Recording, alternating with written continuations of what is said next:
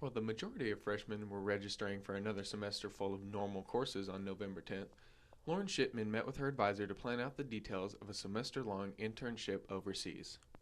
The Pearl House is a Tulsa based organization that was founded by two OBU alum, actually. It's located in Ghana, Africa, a little bit east of Accra, which is the capital of Ghana. Their mission is to shelter, educate, and disciple young women in underserved communities around Ghana. Most of these women are at risk for trafficking of some sort, whether it's sex trafficking or work trafficking.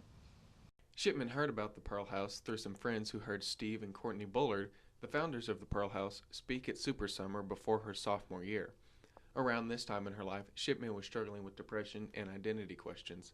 After reading more about the Bullards' ministry with at risk young women in Ghana, she felt compelled to get involved with the organization. I started doing research on human trafficking, found out that a lot of the victims who are rescued from trafficking situations actually turn to a life of prostitution afterwards because it's the only thing that they know and because their identity is in that.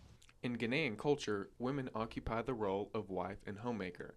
Ghanaian girls, from a young age, are taught how to support the men who are the providers for the family.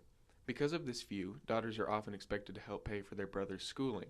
Oftentimes, they turn their efforts to prostitution in order to supplement their income from selling goods at market. If not voluntarily, many young girls are forced into the sex trade by their parents.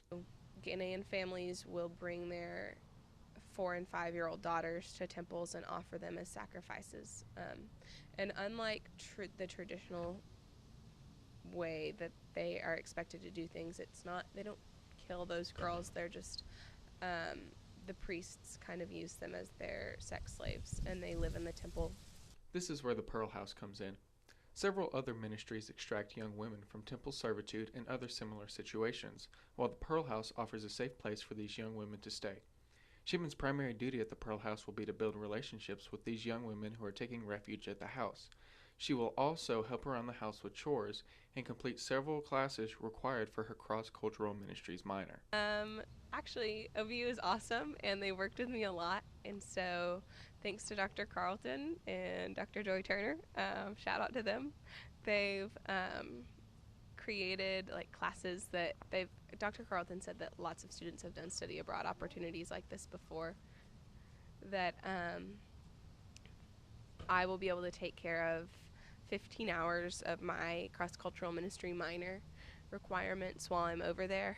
Shipman is unsure whether she is being called to full-time missions. She recognizes an interest in international missions, but isn't sure whether her passion for people will become a permanent job later in life. For now, though, she will simply continue to prepare for her departure on January 16th. Shipman has $3,000 left to raise in order to pay for the trip.